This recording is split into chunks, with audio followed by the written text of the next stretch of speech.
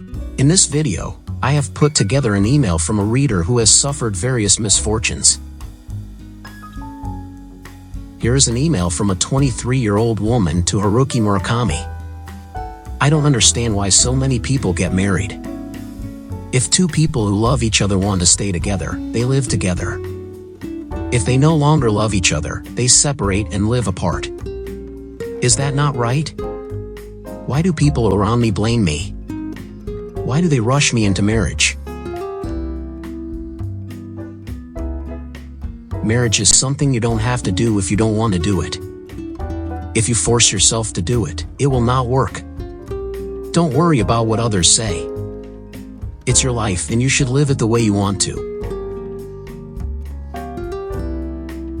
This reader emailed him again. It's my life, so I think I can live it the way I want.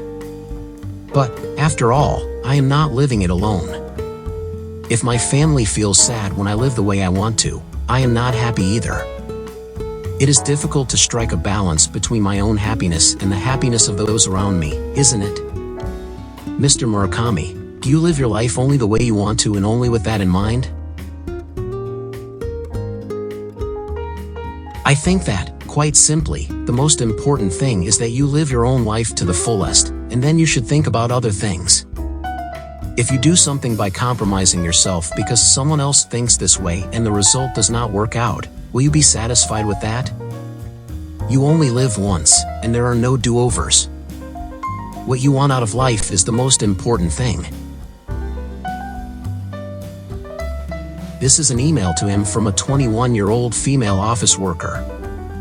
My boyfriend took my cash card out of my wallet while I was sleeping and withdrew a large sum of money. I am currently suing him for theft. However, he continues to keep quiet and keeps trying to come to see me. And even though I am angry with him, I can't hate him. It is obvious that I will be unhappy if I get together with him, but am I making a youthful mistake in wishing for a stormy life? Please give me some opinions. I know quite a lot of people who I can only think of as having dared to choose misfortune. When I see such people, I think to myself, there are so many things in this world that tend to be unavoidable. There are not so many things in life that we can truly choose for ourselves. It's not a good opinion at all, but it's just my opinion. Good luck. This is a question from a 22-year-old female to him. I have never been in love until this age. I have never been with a man, kissed a man, or had sex with a man. Sometimes I feel lonely, thinking that I will end my whole life without falling in love with anyone.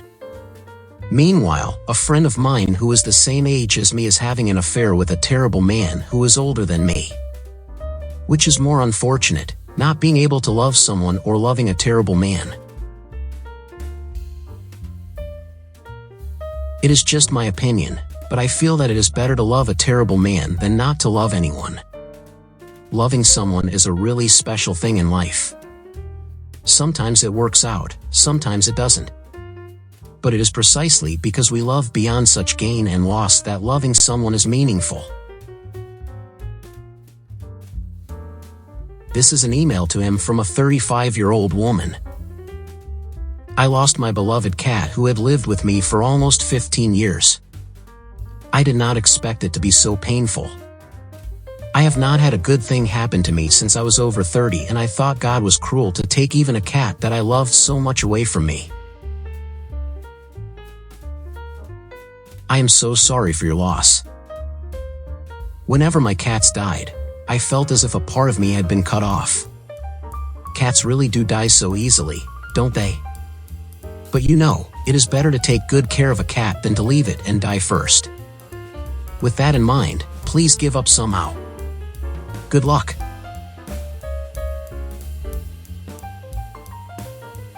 This is an email from a 26-year-old woman to him.